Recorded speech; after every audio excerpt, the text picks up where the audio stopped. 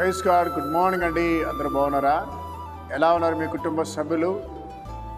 ప్రతిరోజు ప్రార్థన చేస్తున్నారా? మా కొరకు కూడా ప్రార్థించండి. రెండు కలిసి దేవుని వాగ్దానం చదువుదాం. 2వ దినవృత్తాంతములు 36వ అధ్యాయము 23వ వచనము.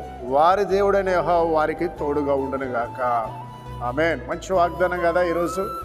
దేవుడు వారికి తోడుగా ఉండునుగాక. ఎవరికి దేవుడు తోడుకుంటారంటే ఆయన ప్రజలకి తోడుగా ఉంటాడు.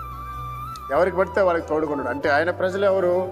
యేసయ్య యొక్క రక్తంలో కడగబడి ఆయన దగ్గర పాప క్షమాపణ పొంది ఆయనతో సహవాసం చేస్తూ నీతిగా యథార్థంగా పరిశుద్ధంగా బ్రతుకుతూ ప్రతిదినం ఆయనతో నడుస్తున్న బిడలకి ఆయన తోడుగా ఉంటాడు. కాబట్టి ఉదయకాలన నువ్వు ఏ పని మొదలుపెట్టినా నా దేవుడు నీకు తోడున్నాడు. తల్లి, భయపడద్దు. నీ పని మొదలు పెట్టాలి. నీ వ్యాపారాన్ని ప్రారంభించాలి. ఉదయకాలన సహోదరుడా, నీ యొక్క ఇదిగో ఉద్యోగానికి నువ్వు వెళ్ళు, చైనవు. దేవుడు నీకు తోడుగా ఉండే ఉద్యోగంలో సహాయం చేస్తాడు. ఇదిగో సహోదరి, నీ యొక్క పిల్లల విషయంలో భయపడకు. దేవుడు నీకు తోడుగా ఉండి నీ పిల్లలకి సహాయం చేస్తాడు. చదువుల్లోకి తోడుంటాడు.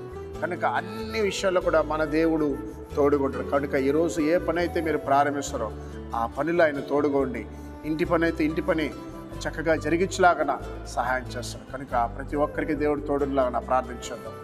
మహోన్నతుడా, పరిశుద్ధుడా, ఉదయకాలన వాగ్దానం ఉన్న బిడల మీద నీ అభిషేకించండి. ప్రత్యేకించిన ప్రభా, ఎదుగో తండ్రి, అనారోగ్యంతో ఉన్న బిడల కొరకు ప్రార్థిస్తున్నా. టైఫాయిడ్, మలేరియా, డెంగ్యూ జ్వరాలతో బాధపడుతున్న బిడల్ని యేసు నామములో స్వస్థపరచునా.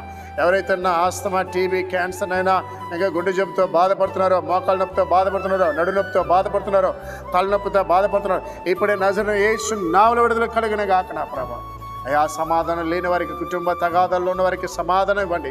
సాతాను క్రియను లయపరుస్తున్నాను తండ్రి. అయా ప్రతి కుటుంబం మీద అగ్ని కంచండి నా ప్రభా. యవనస్తుని ప్రభా పరిశుద్ధపరచండి. ఉద్యోగం లేని బిడ్డలకు ఉద్యోగం దయచేయమని యేసు నామములో ప్రార్థిస్తున్నాం తండ్రి. ఆమేన్.